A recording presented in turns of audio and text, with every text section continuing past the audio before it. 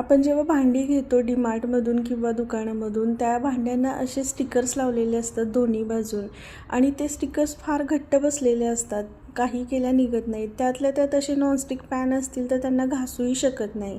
अशा वेळी काय करायचं, हा जो पॅन आहे किंवा जे भांडं आहे ते गॅसवरती ठेवायचं, गॅस ऑन करायचा आणि 5 मिनटं चांगला गरम होऊन द्यायचं भांडं.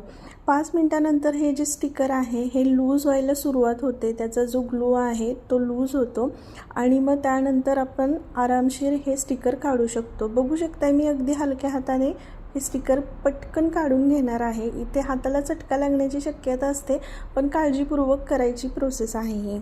तर याच पद्धतीने आता पाठीमागचं स्टिकर पण मी काढून घेते. काटा चमच्याच्या साह्याने हे स्टिकर आरामशीर निघालं होतं. तर कसा वाटला हा हॅक तुम्हाला मला जरूर कळवा आणि व्हिडिओ आवडला असेल तर लाईक करा, शेअर करा, सबस्क्राईब करा आणि ही ट्रिक तुम्ही पण करून बघा.